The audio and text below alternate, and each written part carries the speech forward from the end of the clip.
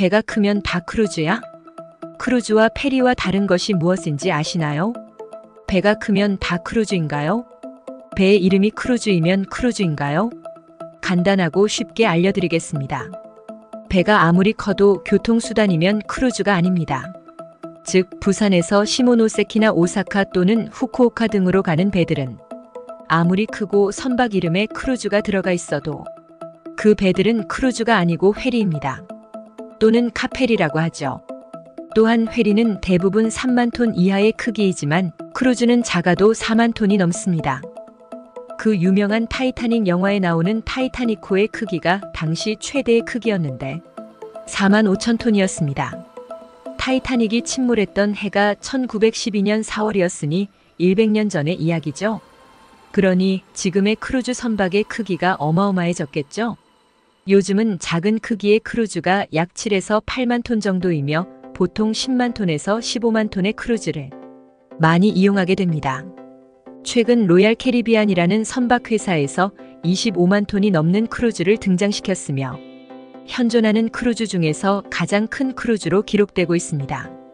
우리가 영화에서 보았던 타이타닉의 크기도 어마어마했는데 그 타이타닉보다 5배가 더 큰 배라고 생각해 보세요. 상상이 되십니까? 크루즈의 앞뒤 길이가 360m가 넘고요. 크루즈의 복이 60m가 넘으며 탑승하는 승객의 수만 보더라도 약 6천 명 정도이며 승무원까지 더하게 되면 약 1만 명 정도가 탑승을 하니 실로 어마어마한 크기입니다. 크루즈와 회리에 대해서 알아보았고 이번엔 일반 여행과 크루즈 여행에 대해서 알아볼까요? 우리가 쉽게 접하는 여행, 해외여행은 어떤가요? 만약에 공통적으로 패키지 여행으로 할 경우를 비교해 보자고요. 일반 해외여행의 잠자리 즉 호텔은 어떤가요? 3등급부터 5등급까지가 보통이죠? 먹거리는 어떤가요? 선택사항이 거의 없죠? 주는 대로 먹어야 하는 게 기본입니다. 볼거리는 또 어떤가요? 호텔에서 가까운 곳 위주로 여행 코스가 짜여져 있습니다. 유럽 여행을 간다면 보통 몇 개의 국경을 넘어가며 여행 코스가 짜여져 있는데 저녁엔 호텔에서 가방을 모두 풀었다가 아침이 되면 다시 가방을 모두 싸서 로비로 가지고 나와서 차에 싣고 약 5시간 정도 이동 후에 관광을 하고 다시 호텔에 들어가서 짐을 풀고 이런 것의 반복인데 엄청 피곤합니다. 하지만 크루즈 여행은 어떤가요? 흔히들 크루즈는 움직이는 리조트라고 표현합니다. 즉, 리조트가 호텔이 움직이는 거죠.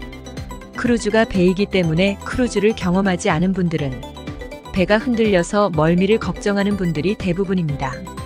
하지만 크루즈는 배의 움직임이 없습니다. 흔들림을 거의 느낄 수 없습니다. 심지어 왜 배가 가지 않느냐고 묻는 분들이 많을 정도로 그만큼 배에 흔들림이 없습니다. 크루즈의 잠자리 호텔은 기본이 5성급입니다.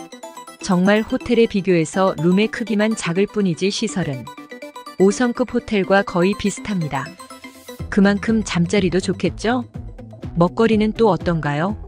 한국의 최고급 호텔의 식당에서 먹는 양식을 하루 3끼 모두 먹을 수 있고요. 거의 하루 종일 열려있는 뷔페 레스토랑은 언제 이용해도 될 만큼 먹거리는 풍부합니다. 정찬 식당에서 에피타이저부터 디저트까지 풀코스 요리를 매 끼니 먹을 수 있으며 어떤 음식이든지 맛이 있으면 더 시켜서 먹어도 될 만큼 최고의 먹거리를 제공합니다. 크루즈 여행은 보통 승선 당일 오후 5시경에 출발하는 것이 보통입니다. 5시에 출항하면 승객들은 식사와 더불어 선상에서 즐길 수 있는 프로그램과 함께 신나는 시간들을 보내면 되는데 그렇게 즐기고 밤이 되어 잠을 자고 있는 동안 크루즈는 밤새도록 다음 기항지로 이동을 합니다. 보통 아침 7시에서 8시에 다음 기항지에 도착을 하고 하선을 하게 되는데 하선하기 전에 식사를 마치고 기항지 관광 일정에 맞추어 여행을 하고 다시 오후 5시 전후에 크루즈로 복귀를 하면 크루즈는 다음 기항지로 출항을 하고 또 밤새 이동을 하게 됩니다. 이렇게 크루즈 여행은 일반 여행과 비교해서 어마어마한 차이가 있습니다. 일반 여행은 나이가 많거나 몸이 좀 불편하신 분들은 여행하기 힘들죠. 하지만 크루즈 여행은 나이가 많은 분들이 예상외로 많이 여행을 합니다. 몸이 불편하신 분들도 정말 많이 탑니다. 목발을 사용하시는 분들도 많고 심지어 휠체어를 타시는 분들까지. 크루즈 여행은 가능할 정도로 그만큼 편리한 여행입니다. 다만 우리나라에서 출항하는 크루즈는 거의 없습니다. 가끔 속초 또는 부산에서 출항하여 러시아의 블라디보스톡 혹은 일본의 가나자와 사카이미나토, 홋카이도 등으로 가는 크루즈가 가끔 있는지만 유럽 등로 가는 크루즈는 없습니다. 그래서 지중해 크루즈를 이용하려면 서유럽이나 동유럽까지 비행기를 타고 가서 지중해 크루즈를 이용해야 하고요. 동남아 크루즈를 이용하려고 해도 싱가폴 등까지 비행기로 가서 승선을 해야 합니다. 하지만 출항하는 나라의 여행까지 포함을 할 수 있기 때문에 더 좋은 점이 많이 있습니다.